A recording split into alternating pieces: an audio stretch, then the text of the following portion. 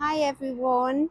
So just before I take you through into the white garden and give you an update on that, I thought I would show you what the front border looks like with those beautiful white oxeye daisies. So it's quite late at night. It's about, let's have a look at the time. Oh, it's 20 to 10 at night. Um, but I thought it's a perfect time to come out and take some footage of the white plants because they really do pop sort of first thing in the morning and then at dusk. So this is just a tiny little sort of rubbishy piece of land really outside the wall. It's about 18 inches deep, but these are all the plants that I can grow in it. Right, we'll go and show you the white garden.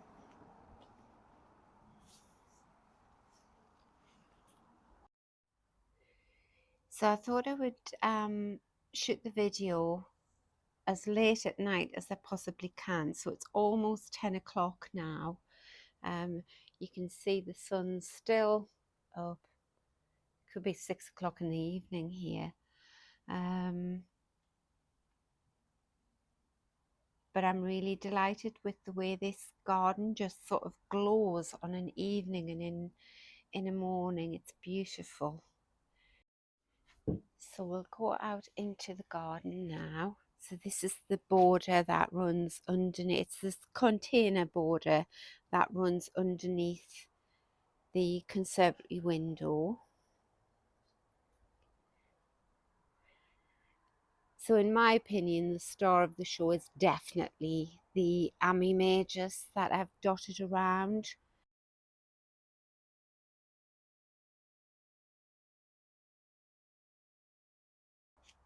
Which is this beautiful annual that I grew from seed.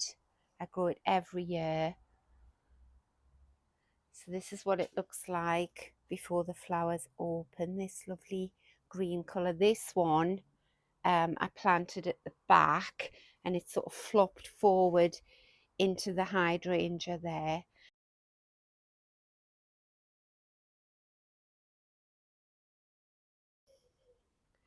But these plants here, so I think there's 3 of them. If you look at the thickness of the stems on them, you know, they're really robust. They're like bamboo. Very, very easy to grow. So I've got one there, and one there. And I've sort of pinned them up to the trellis there. We've had so much rain that these have almost been lying on the ground at some points when they've just been full of raindrops. But now they're standing back up again. And some of them are lying across the ground like that, across the paving. This is a very pretty little plant here. Not sure what that is. I've obviously... Oh, you know what this is? This is the Argentine forget-me-not. Oh my gosh. I planted some seeds very early in the year and nothing seemed to happen. And this is one of them. Oh, that's lovely. Argentine forget-me-not. And if it's anything like the forget-me-nots that we have in our gardens in England, it'll just self-seed. And I'll get them every year. So these are white antirrhinums. Well, they're supposed to be. They're called Royal Bride. The other antirrhinums that I've planted have flowered, but they're a lot more pink than I thought. Very beautiful, so they're just going to stay. But these are called Apple Blossom, and on the packet they looked a lot more white than they actually are. But still, that's fine. So for anyone who's new to my garden, This garden used to be very cottage gardeny, so just a mix of all different types of plants. And I dug them out last year and decided to create a white garden. So it is very much a garden in the making. And that's why you'll see there are plants I have here. This Linaria here is the palest pink, beautiful, but that's obviously left over or self-seeded from last year.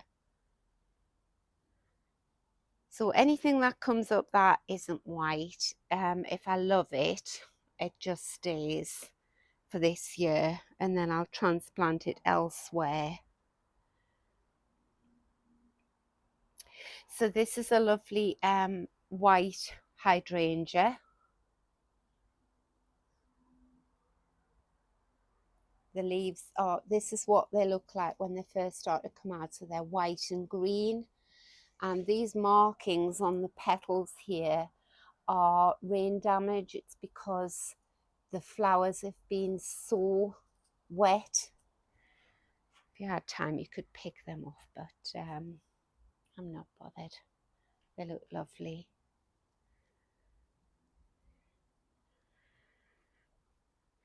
So yes, just getting back to the Amimagus for a while. I'm so pleased I planted it, because without these big pops of Amimagus, I think this garden would look quite flat. It wouldn't look as well established. And as I say, the Amimagus are annuals, which means they've germinated early in the year. They've grown huge, and then they've flowered, and then they'll set seed, and then they'll drop their seed and die all in 1 year. Whereas the rest of the plants are mainly perennials, which will come back year after year. So this is a very pretty oxeye daisy. It's lovely. Lovely robust stems. You can see all of these are going to open up, and then in amongst it there's Amimagus, which is sort of flopped forward. So that gives me a pop of height in that corner.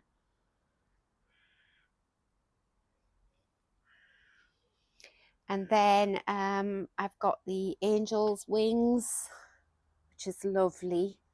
It's really been no bother, this plant. I'd seen it in other people's gardens, and then I bought this one, and I was thinking it was going to be really high maintenance for some reason, but it got a bit bedraggled a few weeks ago, so I just gave it a haircut, and now it's beautiful again. Got a white pelargonium there. This one is my Weigelia black and white. Bit of Dusty Miller there. This lime green one here, I think it's a Philadelphus. Nice grass at the back. It's just a weed. So I haven't actually been in the white garden to do any maintenance for weeks and weeks. So as I go around, I'll just show you what I think's working and what I think needs some attention. So there's some more of that beautiful Argentine forget-me-not. That is gorgeous. Oh, I love that.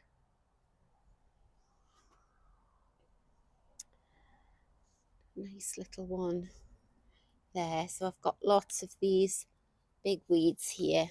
I'll just be pulling them out. Got a nice little white heather there.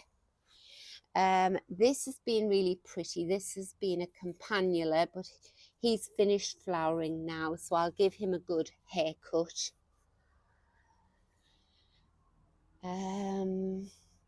This was, I think it's Scabiosa. and he was definitely meant to be white, but when he's flowered he's obviously purple. It's really pretty. And then in here, these little spikes here look like a kind of Veronicastum. Can't even remember what I've planted around here. What have I got here? Oh, there's, oh, so these little pom-pom ones, I think, are this, which is Achillea marshmallow. So that's really sweet.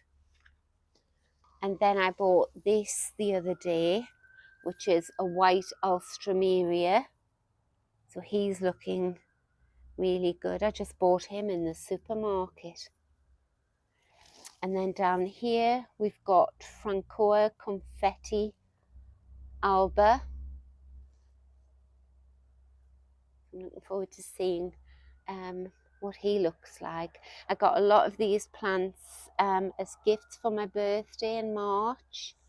This one here I bought as a plug plant, and this is Grand Daisy, ivory white. It's pretty.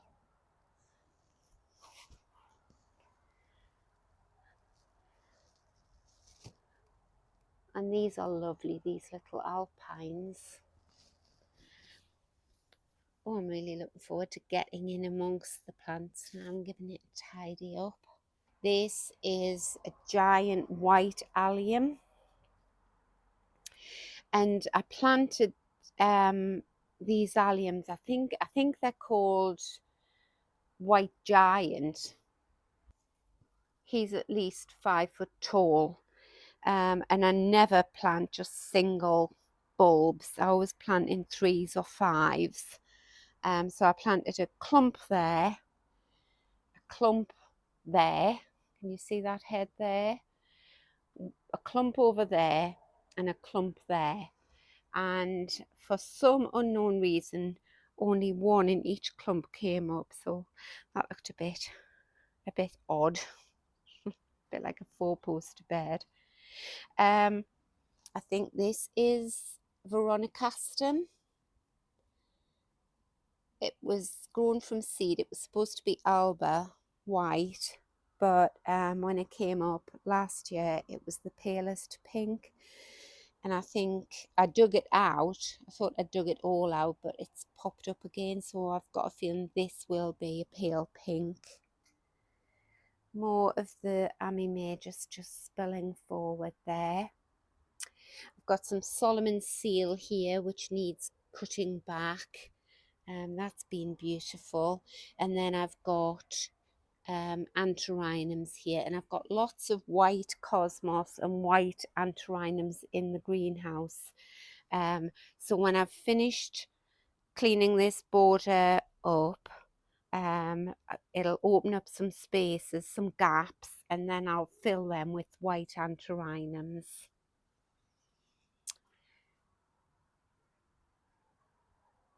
And then in each of these little sort of tooth-shaped gaps around here, I've planted them out with plants. So this is Pulmonaria.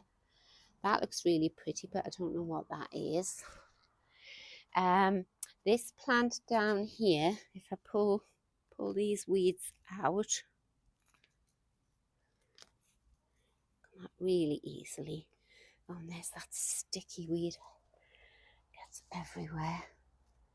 Right, so this little plant here is called sweet woodruff. Oh, it's gorgeous. So I got one plant for my birthday, one sweet woodruff, and I split him into 4 and put him around the garden. And he's doing really well. And then a bit surprising down here, so I planted a white climbing rose. It's called Creme Brulee. Lovely sort of peachy tinge in the petals there, but it hasn't grown very tall, and all the roses are sort of down at ground level. I mean, there's lots of them. I'm really pleased with that, but But yeah, I would have expected it to be growing up the trellis. I was very optimistic, and I've put my wire there all ready to pin them to, but what have we got down here? Nice little variegated plant there, arabis. Some white campanula. Lots of ferns. This part of the garden is always deep shade. I planted white foxgloves at the back, but I don't think they'll flower until next year. And this is the remains of a white wallflower. He needs cutting back, so he's nice and bushy there.